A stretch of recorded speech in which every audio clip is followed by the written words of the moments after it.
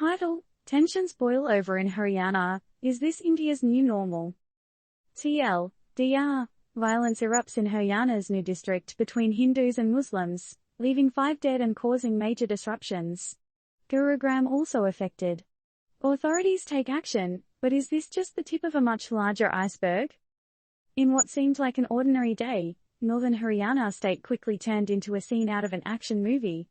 And trust me, no one was ready for the plot twist. Why can't religious processions be like the parades we enjoy with music, dancing, and candy being thrown around?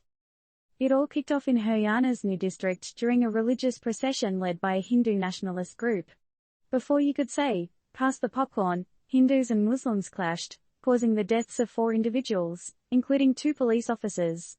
That's right, even the police weren't spared. What's going on, folks? And if you thought that was enough, more than 20 police officers were injured and cars became surprise bonfires. But wait, there's more.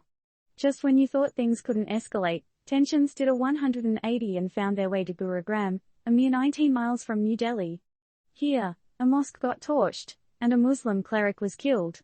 The local authorities, not waiting for a sequel, swooped in and made some arrests.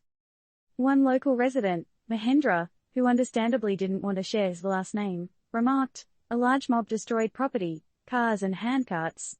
I stayed indoors to protect my family." How many of us can relate to Mahendra's fear of stepping outside his own home? Akram Qureshi, another local, painted a picture of ghost towns as families left their neighborhoods in the wake of the chaos.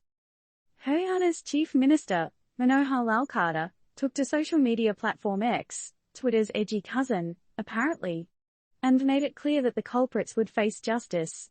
The guilty will not be spared at any cost. Strictest action will be taken against them, he declared. But then there's the state's Home Minister, Anil Vij, who dropped a hint of conspiracy. He alleged the violence was engineered. Makes you think, right? Who's pulling the strings behind the scenes? Now, this might surprise some, but communal violence in India isn't a new Netflix series. It's been recurring since the British decided to slice up the Indian subcontinent back in 1947. Some folks point fingers at the rise of religious polarization under Prime Minister Narendra Modi. Is this really the case? Or is there more than meets the eye? While today is calm and schools and colleges remain closed as a safety measure, the lingering question is, are we witnessing a new chapter of an age-old issue, or is this a temporary glitch in India's story? So, what do you think? Are these events a reflection of growing religious polarization or just isolated incidents?